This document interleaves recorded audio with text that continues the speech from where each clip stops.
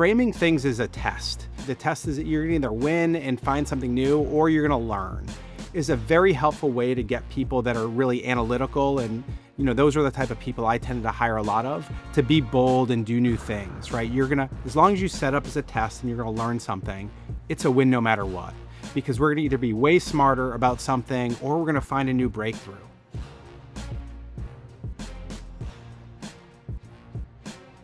Bob Sherwin, welcome to Building Better CMOs. Thanks for having me, Greg. Great to be here. Yeah, this is exciting. So listen, now you are Chief Marketing Commercial Officer of a company called Zoe.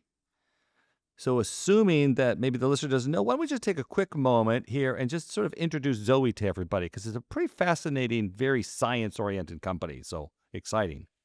Yeah, that's great. I'd love to do that. So Zoe was started in the UK about 8 years ago, and we have run the world's largest nutrition study. And off of the backs of that, we produce a ton of free content to help people make more informed food decisions by making our science and all of our research accessible to everyone. With that, our main product the main paid product includes a series of metabolic tests that you can self-administer at home, which informs our app in ways to help guide your food choices based on your specific metabolic health and the health of your gut microbiome. So at our core, it is a nutrition app really just meant to help guide people to make the best food decisions for them every single day. So let me ask you the dumb question. So what's the advantage of, finding out your metabolic orientation and then, orienting your diet to that? I mean, why? All of our biology is different, right? So my ability to metabolize and process fat is different than yours. And your ability to metabolize and process sugars is different than mine. Our gut biomes are all extremely diverse and unique. The mix of good, healthy gut bacteria and bad vary, and then the specific ones vary. So the idea being that if you're really interested in improving your nutrition, you do want to understand your individual biology and sensitivities. Even just taking a generic approach to nutrition, even if you didn't do that, Zoe offers a ton of help. I should have started with. So the difference between you and I both eating a, cheeseburger and a lot of ultra processed foods, is far worse for both of us than if we were to eat a plant heavy meal with maybe a piece of lean protein on the side. We know which one's going to be better for us. We both know that.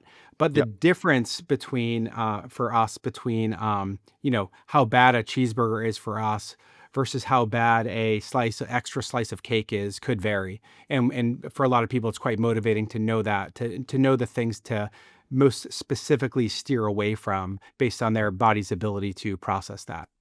Your founder's a real research specialist in this. I mean, he's dedicated his life, I think, to understanding some of these issues. You want to get a little background to that? Because I think it's a pretty interesting story. Yeah, well, we have two founders. One is his name Jonathan Wolf. He's the host of our podcast, and he is background in physics and data science, and has been in the tech space for the majority of his career, but doing a lot of work in the data science space. So he's a big believer in the power of data. And then Professor Tim Spector, he's the other founder. He is spent his entire career basically as a medical doctor and doing a lot of deep research on the gut microbiome. He came to that kind of thesis over time by studying over 10,000 sets of twins. And a lot of what they discovered is a big factor in what contributes to people's different health outcomes is actually the health of your gut microbiome. So that put him down a path of doing a lot of work and research on nutrition and how to really nourish and feed your gut because that is the center of a lot of our health outcomes that we have.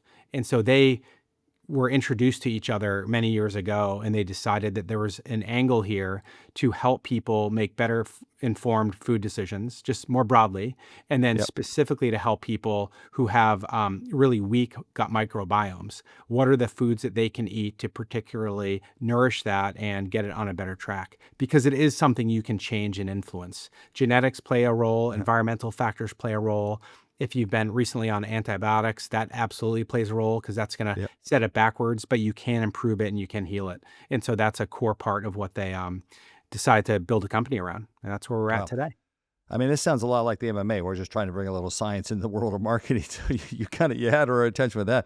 But it's right, especially too. I mean, those of you who get to be of a certain age, you start to watch the government put out sort of, health and nutrition sort of regulations, or at least sort of advice. And I don't know about you, but it feels to me like they're just kind of making it up sometimes. Like they always come up with some new thing that I must do. Then it turns out that, well, no, then some years later, I didn't really need to do that. I needed to do this. So Yeah, and I I think get we this try to point. Yeah. be very Yeah. careful in the advice we give. We make sure it is grounded in scientific Yeah. research and controlled tests. So the core product we have, we've conducted a proper RCT, so a randomized control Yep. test, which we Yep. had That's peer the way to do it. reviewed and published to make sure that the product we're putting out there is hits the same standard as any type of medical device or pharmaceutical that's putting out there to prove its efficacy. Right. Yeah. No, listen, that RCT is absolutely the way to do something like that. And I love the twin research. That's very interesting. So, Bob, you and I got introduced from Kellen Kenny, CMO over now at AT&T. She may have been at Hilton at the time that you and I first met. But yeah, I mean, we're I think you and I are both like big fan. We're a fan club there, right? For Oh, of Kellen. course. She is fantastic. Yeah, no, really one of my favorite. I mean, she was board chair here for about we actually, she's supposed to be board chair for 2 years. We made her stick around for 2.5, which she rips Right. me about every once in a while. But I don't think in some regards I wasn't too anxious to let her move on. She was really awesome and still is, obviously. Yeah, you're a wise man for Yeah, yeah. keeping her on for a bit longer. Hey, Bob, we were talking a little bit earlier too. You mentioned just you have a before we get into sort of core topics here, building better CMOs. You have a real interest around sort of what's happening in consumers changing media habits. You want to talk? It was just interesting some of what you were saying about that. You want to kind of give a perspective there to start, and we'll chat about that some. Yeah, that's great. Yeah, I think for me it was a natural interest because I spent the first 10 years of my career as a strategy consultant, so I was not a Yeah, marketer at the yeah. You were a beginning. McKinsey guy for like 4 or 5 years, right? Yeah, That's right, and prior to yeah. that was business school, and prior to that was, like, consulting, before business school too, and so I jumped into. And I think you have don't you have you have a master's in engineering management? I think that's you, Yeah, right? that's Yeah, right. That is yeah. me, yeah. Pretty interesting. Yeah, very unusual background. So yeah, Yeah, I think I was just more of, like, a business guy, cared about every part of, running a business, and yep, operations is one where I did a lot of work right after undergrad, so it was an area of keen interest, and yeah. I've tried to apply a lot of that to actually the marketing discipline as well. But this Mm, topic of, like, consumer trends, I think for me was almost obvious when I joined Wayfair. I joined in 2013 when it was in its infancy stage, and we had a huge advantage because we kind of built the initial part of the company around search marketing and paid and SEO. mm-hmm. Very data driven, very bottom of the funnel, but we had a big head start because a lot of the incumbent furniture players were not online and they weren't playing in Mm, the space. So yep. it gave us a big advantage. And I came in and got to like keep pushing on those channels. And then, the question was always, what's next? What are the next channels that our consumers are in? And at that point, it was, social media was becoming a thing. And that Mm-hmm. felt like a logical place to start dabbling in and testing and learning and figure out how we could make that work for us in an efficient manner. Yeah. And that was so when I came into the marketing space, it was just obvious that you need to be paying attention to changing consumer behavior. So that has been part of my like playbook from the get-go. It wasn't well, we buy this much in TV, and we Yeah. buy this much in direct mail, and we spend this much in search. And adjusting budgets is something that like requires a lot of discussion and debate. It was almost something that we naturally did from when I first joined and started really building the marketing approach. Um, What was your underlying thesis though to going after new media or next media? I think is kind of how you're saying it, if I got that right. That's right. What's it? Yeah, the way we thought about like new channels was do we believe we had a bit of a framework where we'd say, do we believe this is a good fit for our audience Okay, right. in Yeah. some form or fashion? And do we believe it's worth spending the time, money, and energy in figuring it out? Okay. Is it And going to what it have has to be scale? true. Is it going to have scale Exactly. question? Yeah. That's right. Hmm. Is it a good fit? And do we believe Yeah. this could be scalable and worth our effort? That was the main Okay. thing. And so we Yeah. just had a low bar for going at starting to test and learn into things because we were pretty scrappy. Yep. And we'd want to just prove it out. Is Yep. there something here? And if there was, then we'd lean in and do a lot more. Um, Yep. Smart. so, and I think what I've discovered is over the 10 years I was there, the the consumption patterns almost changed even more and more rapidly, and that has continued since then. From where consumers or where the average, American in this case, are actually consuming content. Hmm. Moving away from linear TV more towards streaming services, Absolutely. moving from search on Google or Bing to doing more of their searches on AI tools or just on social Yeah. platforms. Totally. Um, Audio. We were just talking about podcasts, Yeah. because we're recording one right now, but also that's one of the biggest channels for us at Zoe. We have our Yep. own podcast channel. 10 years ago, only about 12 or 15% of Americans that were over 10 years old listened to a podcast monthly. Now that stat, it's over 15%, or sorry, 55% Yeah. It's of crazy. Americans over that age, are listening to a podcast at least once a month. So another example of just like really rapid changes in consumer Yeah. media consumption patterns. And Yeah. I think, marketers have to be on top of that and not necessarily always chase the shiny new object, the new emerging thing, but be paying attention and be willing to adjust so that they're not just using the old playbook. Yeah. Listen, I like you have a little bit of suspicion about chasing shiny objects. I think marketing does that a little bit too much. However, I'll actually give you the economic background to what you're doing because I'll give you my experience. So I co-founded Multi-Touch Attribution back in 2001 with a guy named Rex Briggs. We didn't call it that then. In fact, we didn't call it MTA for probably another 10 years, quite honestly. But over the course of 5 years, as the head of the IAB, focused on internet online advertising, I needed to validate if internet had a role in the marketing mix and what was that level that should be had. I spent $7 million over 5 years with 24 brands doing studies and experiments using this newfangled thing called multi-touch attribution, different than media mix modeling, right? And we basically validated that internet should be somewhere around, at the time I stopped doing the studies, probably 25 to 30% of our marketing mix. So, that was at the time when I started was 3% of marketing mix. Okay. Wow. Here's what I spent $7 million doing, Bob. It's because my background is an economist. Ready? I basically proved that high supply and middling demand makes it the deal of the century. That's all I did. That was really all it was. And that's what was happening. Internet was the deal century. Now, whether or not internet remains, should still be 25%. I don't know. I've not done studies there. I've not done studies like that, industry level studies, in probably 6-7 years. But basically, it just validates that, yes, if consumers are using more, there's a high supply, then it's the place to go just because it will be price cheap. It just That's is right. it's a law of gravity almost. Right.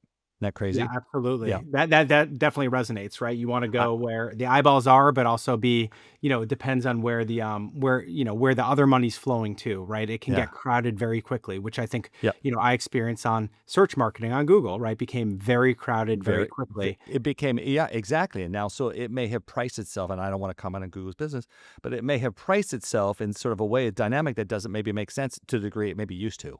Right. That's right. That's right. Yeah. You want to hear another funny side to this? Just this might really kind of shock you because you mentioned earlier that, like question about whether or not, there's cord cutting going on. Okay. The last time I did a series of studies when I came here to the MMA similar to this, I think we did 13 studies, I remember. And they were big brands, Unilever, a bunch of other big companies. Okay. We were out to validate what a modern marketing mix looked like now with mobile in the mix, right? And we eventually got that mobile could be as high as 34% of the marketing mix. Same dynamic. High demand from, good God, nothing took off as fast as mobile did, but high supply, high demand from consumers, high supply. Therefore, and marketers sort of slower. It was again sort of the deal of the century. What we published it. We came out. We just didn't talk about. What linear television's mix should have been, and this is in the mid 2000 teens. Mm-hmm. What would you think? What would you think a linear? What would be the percent of linear that would be appropriate to have just on an optimized basis in a marketing mix? On You like want a to guess? mass brand, maybe, I don't know, 30 to 40%. 45 to 65%. Okay. All right. So what that's basically saying, here's what's funny about that. What that's basically saying, and it's funny because the news you and I would get from Adweek or Adweek is, oh, well, television pricing is going up, cord cutting is continuing. Consumers are leaving, but the pricing going up because. But the pricing going up argument in the trades was just the buyers trying to negotiate publicly with the TV companies, right? So if it was 45 to 65%, what that meant is that linear television was the deal of the century. Yeah. Yeah. Isn't That's that right. funny? I don't know if that'd be true anymore now. I've not redone the studies I'd like to understand sort of what's happening now around CTV, but I don't find very many marketers who buy media with a background in economics like you were saying. That's what really caught my attention. Yeah, no, I think we definitely tried to buy media through an analytical lens, and I was econ and finance major in undergrad, and I There think a you lot get of the people buying media on our team were similar engineers, math majors, and all that. We had a lot of more traditional brand marketers as well and creatives, but we definitely yeah. thought about all of our budget or buying decisions through the lens of like ROI, and sometimes would zig. One of the funny things when you're talking about cord cutting, we thought for a while that was definitely more hype than reality. When we looked at Yep. our demographics, people weren't cutting cords for furniture in that yeah, case, right? yeah, Yeah. for High end our audience. And then purchases, right? similar with another funny one for us was like what was direct mail. That was one where we were a digital company, and like back a couple of years into when I was there, we started really pushing into direct mail because we were finding we could get an incredible ROI. It was a Yeah. very rich media channel, right? Like you get Mm-hmm. something in your mail, it's hard to ignore it. Yep. And we could actually get the CPMs were not that bad. People thought we were crazy when they heard this e-commerce company was going into direct mail, but it was actually one of the most efficient channels we had. Yeah. When everybody else is zigging, I like to zag. It's been a whole thesis of my entire career around marketing in a big way. Yeah, I love that. Hey, let me ask you this. So what's Bob, just what is the listen, we like a lot of us, Kellen, the rest of us, we all sort of draw a lot of inspiration and insight and knowledge from those around us, those we've worked with, worked for, and so on. What's the best advice you've ever been given? If you want to make it even personal, by the way, I don't mind that. It's all good. But what's the best advice you think you've been given? You look back over your career. Yeah, maybe I'll try to make this relevant for people that are either CMOs or like aspiring CMOs. Yeah, great. I'll give three. I was Great. kind of thinking about this before. I'll give three quick ones. One was from my former boss who was playing head of product in the CMO before I took that role. So I worked with him for several years, and he was fantastic. We're very Mm-hmm. different, but also very similar in some ways. And Yeah. he always just talked about the role of the CMO is to be successful in it. You have to have the mindset of a CEO. Like your job is Oh, ultimately to grow the business. You have many direct levers, but also you need to really partner deeply with the product team. You need to provide insights. What are the customers saying? What are they doing?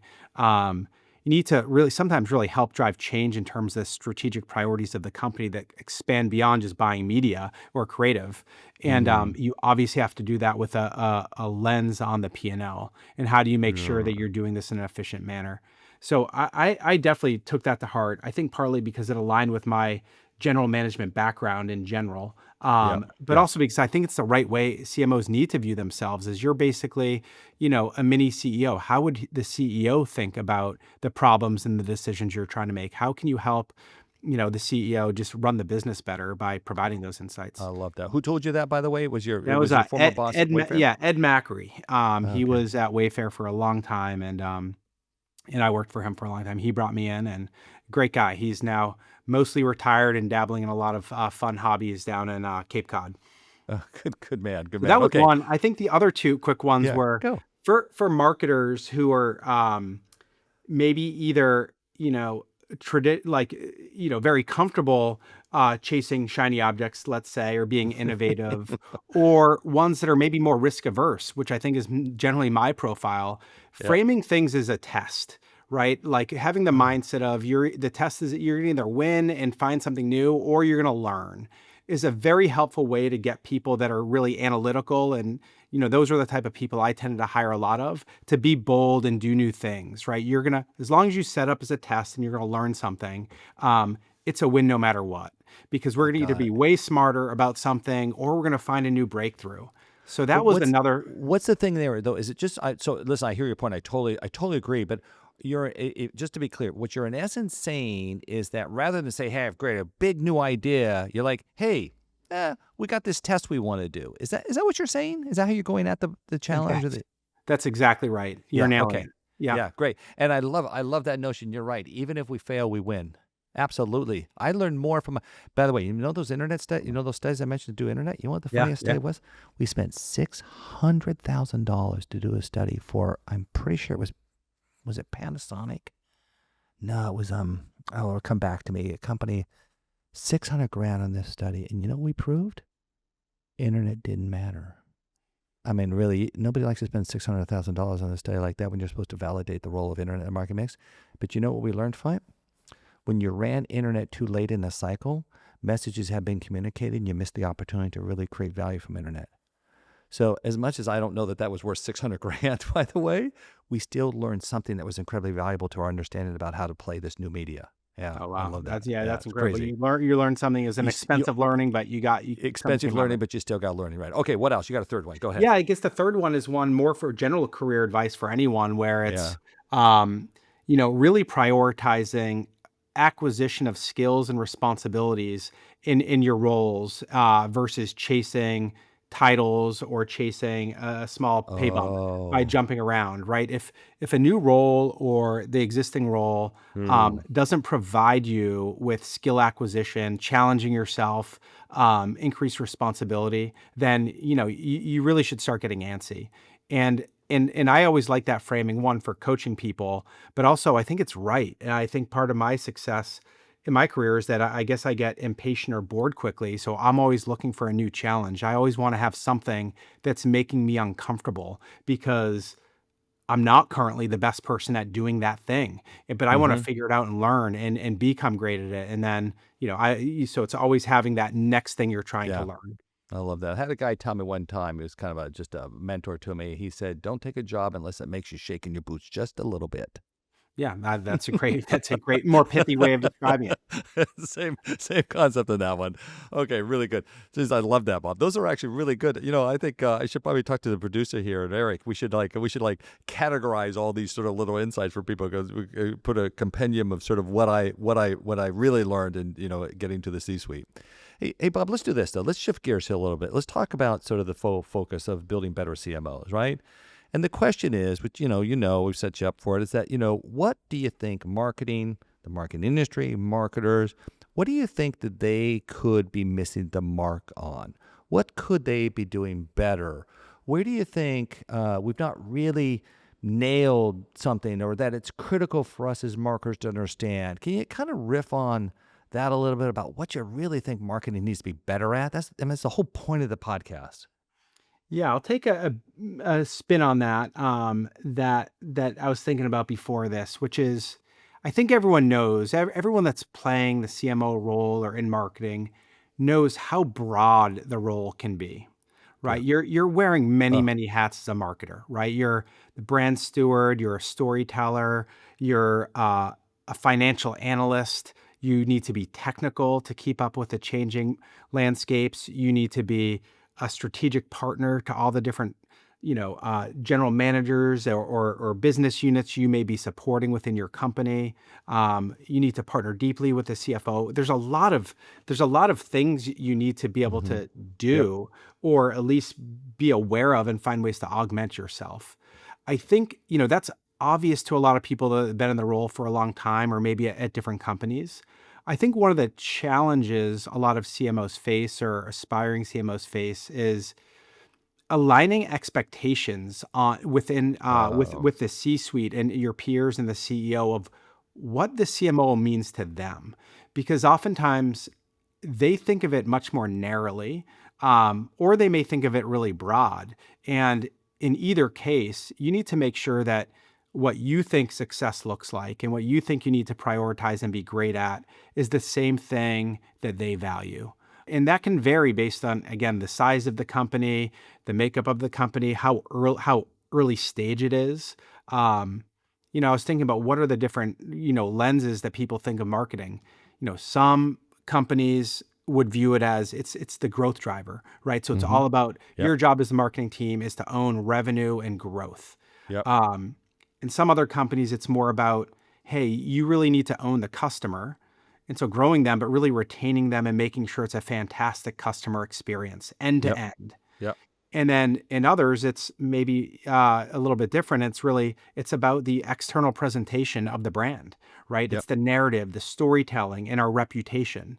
Um, in each of these, where I think about it, it's almost you can envision concentric circles of these three things. Some are very internal facing, where your alignment with the product team or even ownership of some parts of the product experience should sit with the CMO, depending on Yes. how that company views the role of the marketing organization. Yep. And some, if it's really about the customer, you may need to own some of the product, but you definitely should have a lot of skin in the game as it relates to the customer communications and customer service and policies around that, because it's hard to, Yeah. retain a great customer base if and own that if that's not something that falls in your remit. Um, and then in others, it may be, yeah, very if it's all about the brand and storytelling. How much does that shape how much do you use that to shape and align the whole organization on what you're all about as a company? So maybe the levers that the marketer owns in the brand space is more about the external storytelling, and then the Mm. question really is, how much does that shape the priorities internally too? How much do we use that to be like serve as our North Star for what matters and how other functions might make some decisions on their policies or what they're building? Right. But I think the Wow. point here is that It's it's complicated. wide and It's it can vary a complicated. lot. And my experience has been if you ask 10 CEOs or 10 people across the C suite and maybe even 10 CMOs, what is the role of marketing at your organization? You're going to get a different answer every single time. So, Bob, I will validate your point. So, about 9 years ago, I kicked off a bunch of what is now our marketing organizational research with a guy named Dr. Omar Rodriguez from Emory University. And we were having a closed door 1 hour session with 10, 11, 12 CMOs. And just to give framing to that, I can name names at this point. It was the CMO of GM, CMO of Allstate. They've all moved on. CMO of Duncan, CMO of Chobani was there, CMO of T-Mobile. I mean, these are heavy hitter CMOs, right? And we asked them, we wanted to have a 10-minute warm up because we're going to get to another topic. So we had a bunch of other stuff to cover. We went 10 minutes, just 10-minute warm up. We didn't tell them it was 10 minutes. We just knew in our heads. We said, hey, what's the role of marketing? What's the role of CMO? 1 hour later, Bob, we realized we never got to the second question because we realized nobody in the room agreed to the question number one.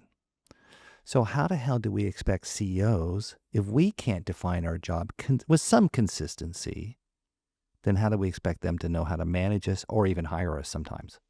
Yeah, it's a great question. I think the role of the CMO before they take that job or before they take that promotion, or it's never too late, really, is to Yeah, have that hard discussion, to talk to the CEO and say, what is your expectation? Because they may have someone that's fantastic that is the head of growth, right? And they're a great salesperson and they're yeah, driving the product yep, agenda, yep, and so your role may be actually don't worry about that. Like care about it, worry about it a bit, but like your yeah, job is fully external facing on driving traffic to the site and yep, storytelling and doing that in a very efficient manner.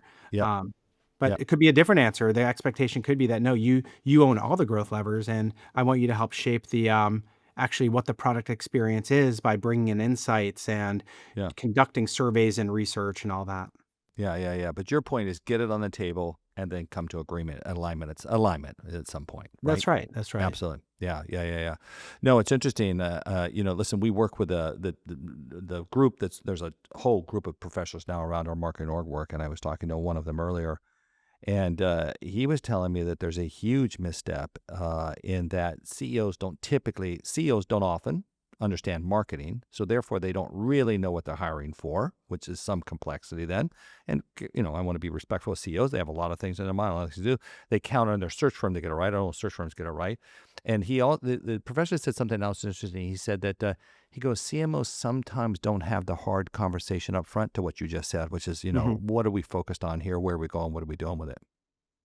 Yeah, that's right. And maybe they need to guide it too. Maybe they've had the conversation, but Yeah. the CEO doesn't understand why they're asking that, Hmm. or the why not having alignment there could cause issues down the line. Either Yeah. different peers stepping on each other's toes, or frustrating each other, or just the Well, CMO not delivering on what the CEO uh, expected them to. I'll tell you what came out of that research. You'll probably appreciate this, having been at Wayfair, because Wayfair was a disruptor brand, right? It was taking a new tack to a marketplace, a very old line business, furniture, and saying we're going to do it completely differently, right?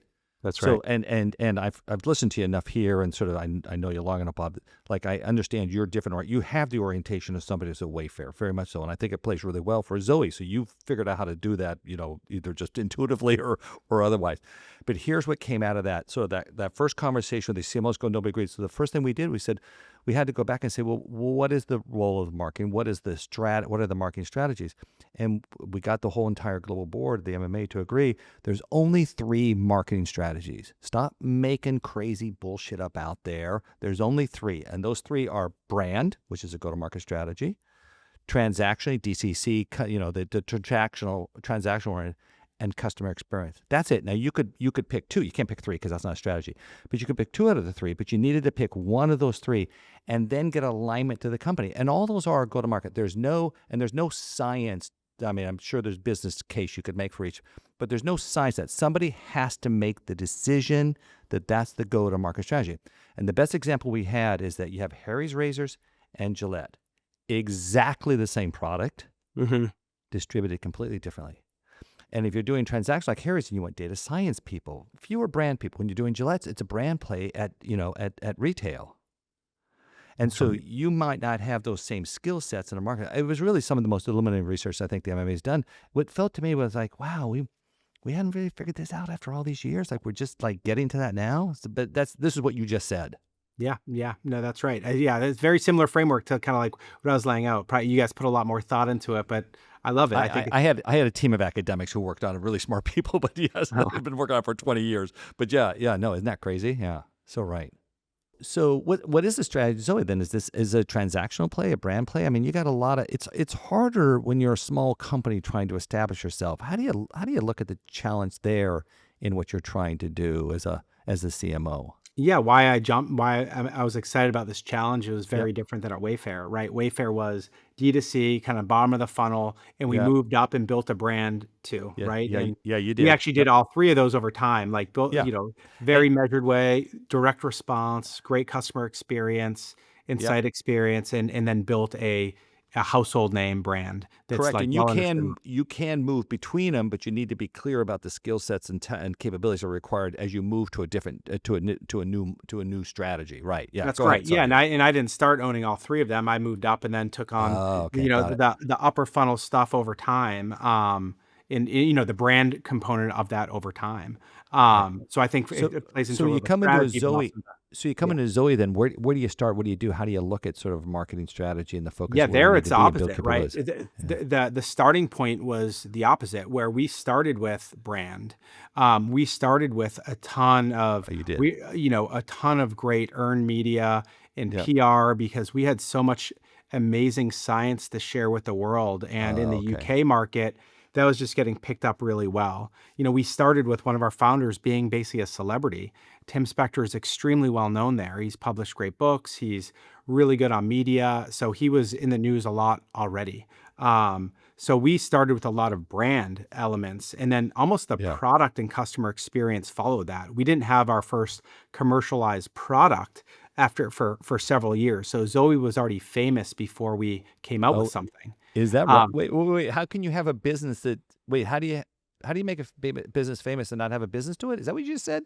Well, the brand was famous, but The I think brand. it was Okay. yeah, the brand was famous, and we had a lot of people consuming our content, Got but, it. the first commercialized product Oh, came okay. later. So we were Got it. very famous and well known, and then we came out with our commercial product, and people were clamoring for. We sold out. We had stockouts. We had waiting lists for long periods. So it's this really fun and exciting problem to have, right? That Right. you are so loved that people are just like waiting at your door to get your product. But Nice. then you go through that first wave of actual sales growth, and then it's all right. How do we repeat this? right? Yep. How do we keep this momentum going? And, then it required us to start really building much more repeatable marketing motions and really start doing more to understand what did drive that demand and that brand buildup, Yep. leaning in on what was working, what we knew was working well, podcasts being one of them, Yeah. our PR and how we have campaigns come out to showcase our science. We continue to do that, but then building muscles around buying podcast media, buying media on Meta. How do we do that in a way that's like highly measured and we can rationalize putting spend behind it? That Hmm. came later, right? Whereas at Wayfair, that came first, and then we built a Right. brand from that. Right. Hey, Bob, I have a funny question for you. Listen, I don't think listen, Wayfair's been such a big, I don't need you to go back and maybe comment on that, but maybe go back to your McKinsey experience. You can do it without names. So were you involved with CMOs and marketers when you were at McKinsey? Were you working with that part of the companies? Okay. Do you have examples of where that misalignment kind of showed up? I don't know. It's kind of a random question to sort of throw at you here for, I don't know, whatever, 12 years later. I don't know if you remember, but I don't know. Is that what kind of formulated your thinking? I'm wondering. I'm not sure how much that shaped it. I think at the time, is more in hindsight. Yeah. The companies we serve were very large ones, Yeah. right? Fortune 50 or Fortune 100. And I Easy. think Right. in that era, I think marketers were still and the CMOs were still Oh, viewed as running campaigns, right? yeah. They were the Okay. ones working with agencies and running big TV based campaigns. Yes. And they were less tied into actual sales outcomes. They were held less accountable for that. They were True. less tied into the core product. That was my observation then. I think a lot of those companies now have evolved a lot, right? And they have Hmm. changed the profile of what they're looking for in their CMOs to be much more data Huh. driven, right? Much more linked to understanding what a CAC is and how that Yep. ties to LTV and all of that. Whereas, yeah, Huh. when I was at McKinsey, it was different. That they weren't looking for those profiles because no one even knew what those words meant. Yeah, yeah, yeah. Hey, Bob, that's kind of interesting. So, I mean, listen, I think that there's a lot of maybe, conventional wisdom in the media and so on that the CMO job is becoming either less important or not as valuable. Yeah, kind of in the comment you just made that you might almost be suggesting that no, Greg, it wasn't really valuable back then because of this misalignment and some of these other dynamics. Whereas now CMOs, marketers have to be much more focused and structured and thinking about the business in a way that they didn't before. Is that the statement you just? I don't know. You haven't done a survey of all marketers. I'm just Yeah, curious what you see I amongst to your be honest, I peers. think it just varies tremendously Yeah. Okay. based on what the other C-suite roles are, right? If there's a really strong chief commercial officer and they're more like leader of GMs and they're thinking quite holistically, um, the role of the head marketer may be quite different. You may not Yeah. need Okay. a peer at that level, right? It could be more about the story branded storytelling campaigns. But in an organization where you don't have that role and it's you have a chief operating officer and a head of sales and someone leading product, having a marketer that can stitch together those different peer functions and how we're showing up in the market and owning the customer through that entire journey.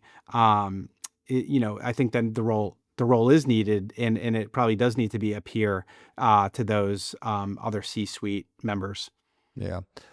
Go back and talk a little bit about because I think it's an incredibly valuable. In fact, we do obviously MMA does a ton of research. We talk to CMOs all the time, obviously, and we do a lot of research amongst them. And I do hear a lot of the challenge and how the CMO interacts with other peers, and in the C-suite in particular. Do you have a very open-ended question? Do you have any sort of insight perspective? What are your learned lessons around how to do that well?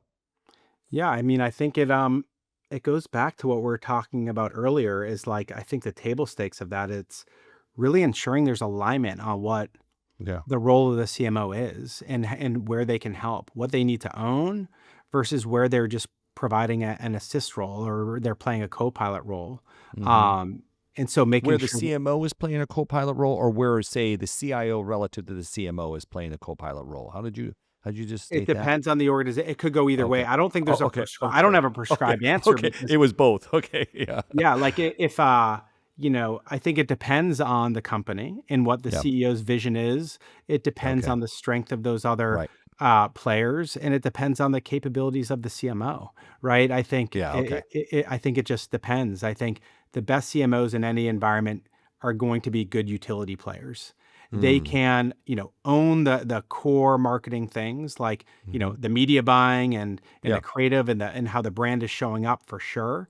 Yeah. But if they're a great utility player, maybe they are driving the marketing technology agenda. Maybe they are Mm. driving the, doing a big role around how we structure the data and how it's leveraged to, Hmm.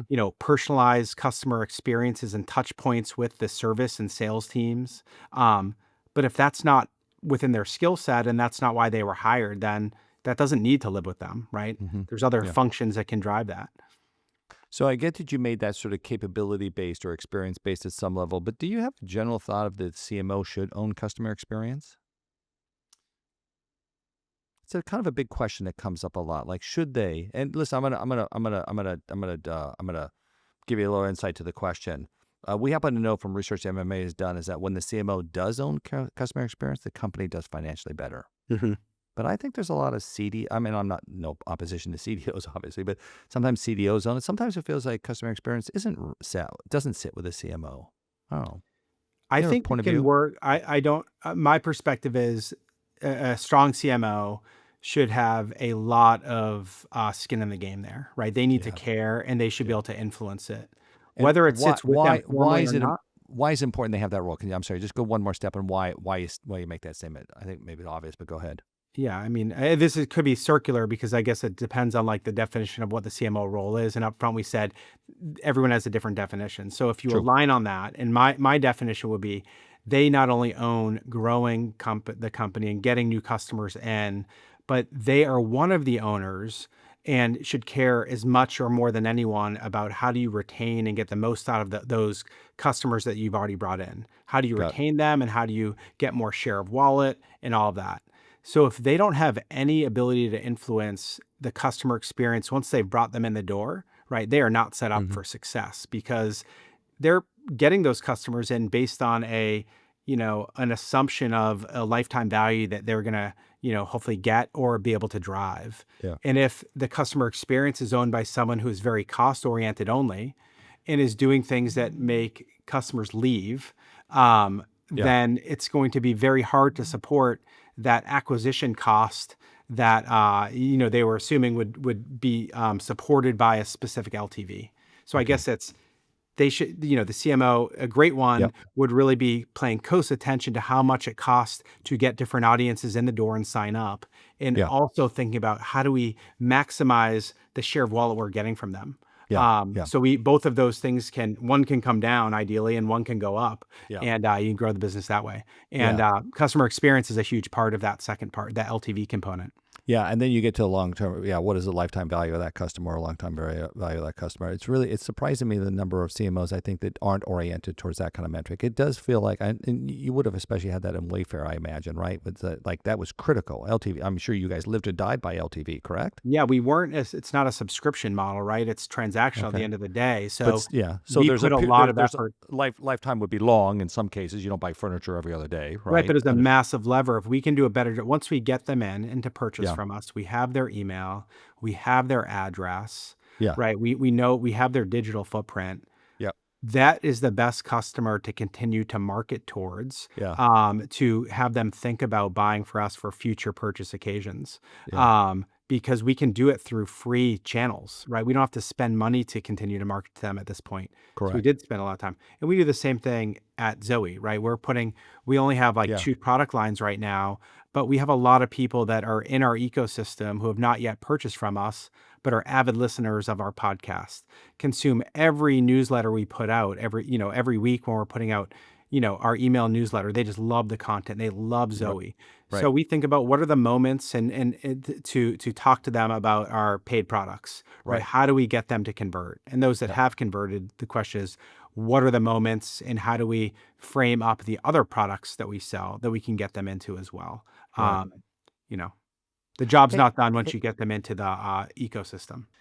if everybody in the C-suite, in particular the CEO and the board and everybody else, gets their bonuses based on growth, which I think is how almost every company operates, you've seen all the compensations structures for that. And if the one person who's most responsible for growth is the CMO, why isn't the CMO the most respected person in the company? Isn't that, it's a funny, I mean, I don't know. You can choose not to answer that one at some level, but it does feel like that's what we're up against sometimes. Like I had a board member say the other day in a board meeting, I love this.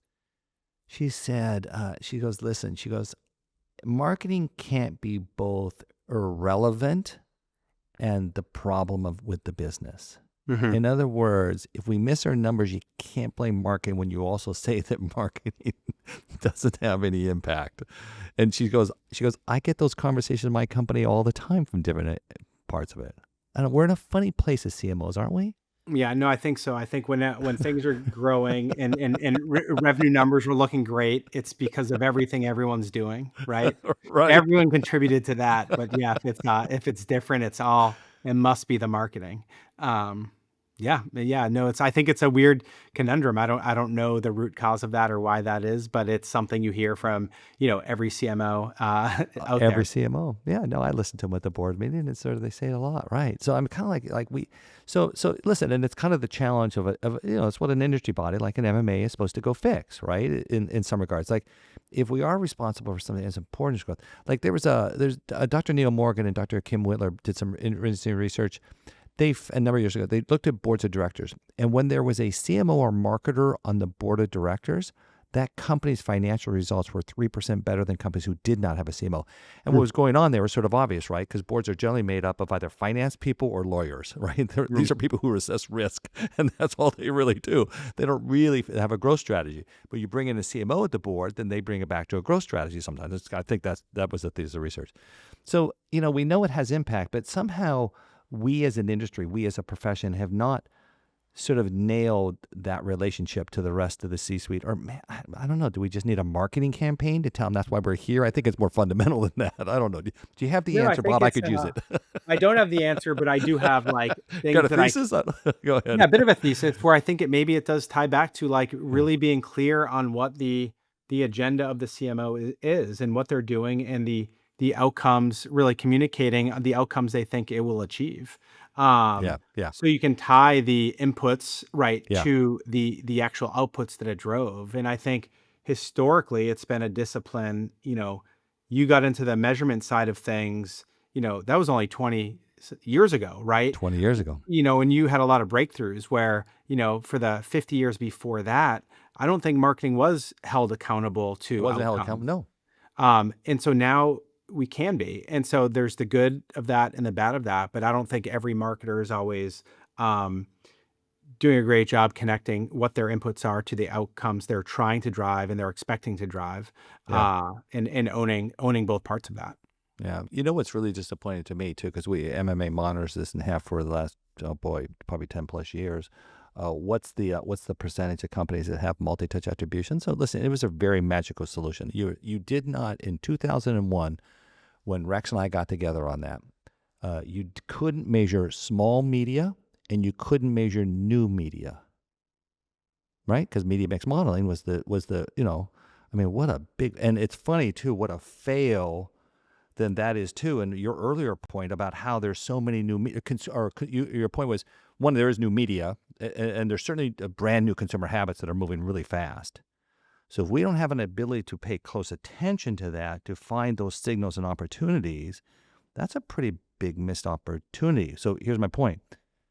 MTA is still, and this is large scale market with big paid media markets, just for those who are listening, really just for paid media.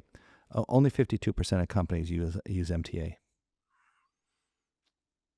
Ouch.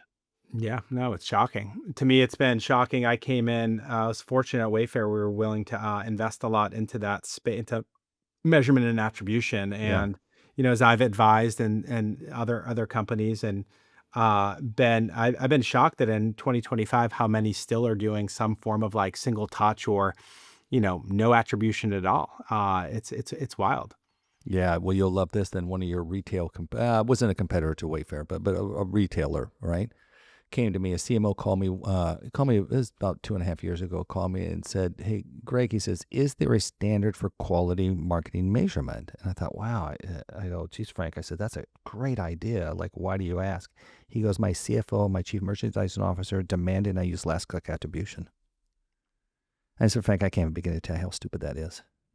I mean, there's no relationship between click and sales. I mean, in a tightly controlled e-commerce environment, there might be more of that, but as a general rule, there's no relationship between the two. So that's nuts that you guys would be doing that. They would be demanding that for a retailer, for in-store retailer. It doesn't make any sense at all. Yeah. You want to tie to in-store traffic, that's a different issue, but not last click attribution. Yeah, it was crazy. Yeah, but this is kind of the state of the business that we got to go fix, right? That's right. Yep, that's right. Yeah. Listen, Bob, this has really been interesting. I was really, as I told you kind of before we started there, I was super excited to talk to you. Like I said, you came with the greatest street cred in the world to have Kellen say, hey, Craig, Bob's a guy you really should know. So I can't thank you enough for doing this. I really appreciate it. Yeah, of course. Happy to do it. Great to connect again. And I'm glad, we made this happen. Good. Thank you very much. Appreciate it. Thanks. Thank you. Thanks again to Bob Sherwin from Zoe for coming on Building Better CMOs. Now check the description of this episode for links to connect with Bob. And if you want to know more about MMA's work to make marketing matter more, visit MMAglobal.com. Or you can attend any one of our 64 conferences in 16 countries where MMA operates. Or just write me, Greg@MMAglobal.com. Thank you so much for listening. If you've made it this far, then I'd like to ask for a quick favor. Follow Building Better CMOs on YouTube. We have a full video versions of every interview from 2025, as well as highlights from this show and my other podcast, Decoding AI for Marketing. Our YouTube username is MMA Global Marketing, or you can just go to bettercmos.com/YouTube. Our producer and podcast consultant is Eric Johnson from lightningpod.fm. Artwork is by Jason Chase, and a special thanks to Angela Gray and Dan Whiting. This is Greg Stuart. I'll see you in 2 weeks.